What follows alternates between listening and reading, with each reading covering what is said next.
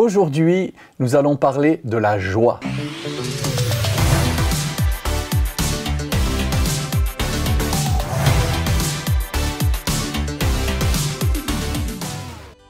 Bonjour les amis, aujourd'hui je vais parler sur la joie dans le but de retrouver la joie. Il y a tellement de morosité dans ce monde, tellement de gens tristes, découragés, et je ne fais le procès à personne, car je sais ce que c'est avoir un cœur triste. D'ailleurs, il y a même des bien-aimés dont le tempérament est mélancolique et qui combattent la tristesse plus que d'autres.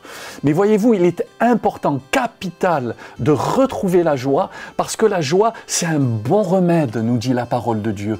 La joie, c'est une puissance extraordinaire. C'est comme le fuel pour la voiture, c'est comme l'énergie électrique pour ton portable. C'est important d'être activé dans notre quotidien par la joie du Seigneur. Alors, la joie du Seigneur n'est pas une joie circonstancielle. Je suis assez émerveillé par le ministère de l'apôtre Paul. L'apôtre Paul est âgé, l'apôtre Paul est dans les chaînes, en prison. À l'époque, il faut remonter à 2000 ans en arrière de cela. Ils n'avaient pas Canal+, ils n'avaient pas la salle de sport. Ils avaient les ceps aux pieds, les chaînes aux mains. Ils étaient entourés de gardes. C'était froid l'hiver, épouvantablement chaud l'été, avec des rats qui passaient dans les cellules. C'était épouvantable. Et en plus, il y avait des supplices par-dessus cela.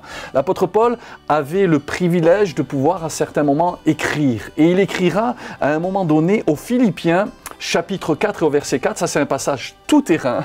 Il dira à ses auditeurs ou aux bien-aimés à qui il écrivait, « Réjouissez-vous, toujours je le répète, réjouissez-vous dans le Seigneur. » Réjouissez-vous, pas en vous, pas dans vos circonstances, mais réjouissez-vous dans le Seigneur. La source, c'est Dieu.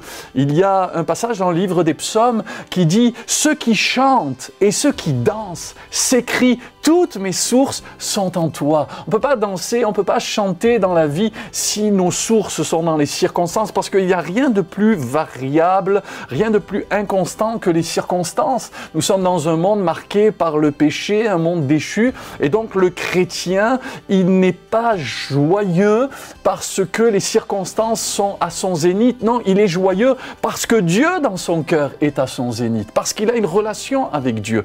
Alors pour retrouver sa joie, la première des choses qu'il faut faire, mes amis, c'est trouver le salut de Dieu.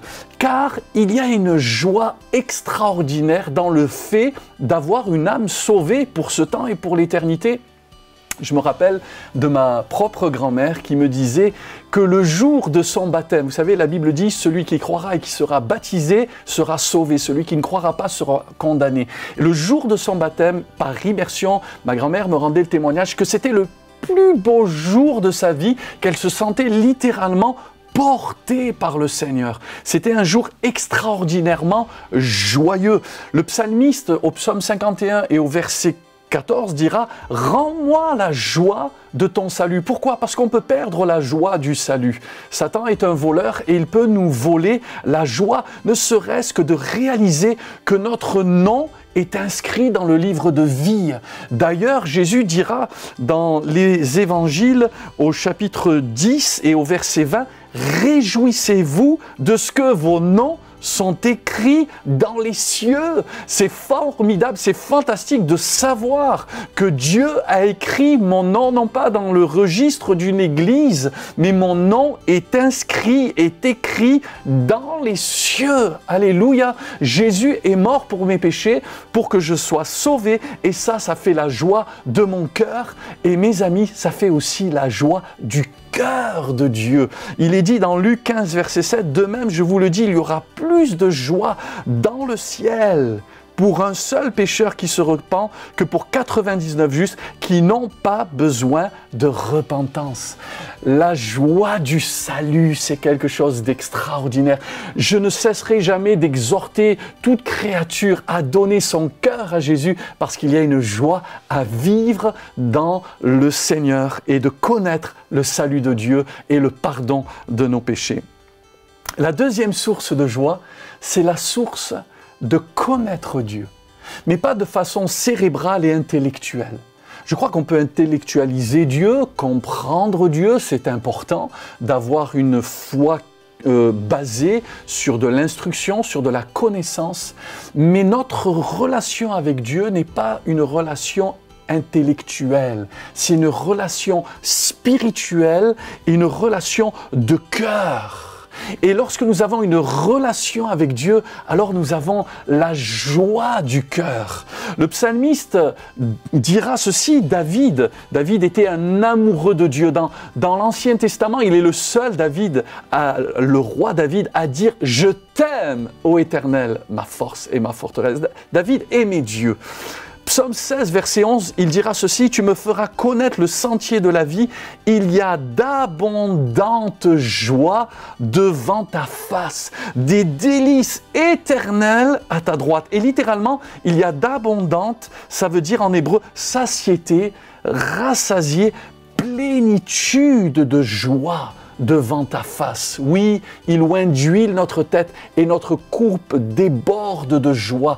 Il y a une joie d'avoir une relation, une communion, une communication avec Dieu. Vous savez, un petit peu comme l'apôtre Jean, la Bible dit que Jean était couché sur la poitrine de Jésus. Il entendait le cœur de Dieu battre.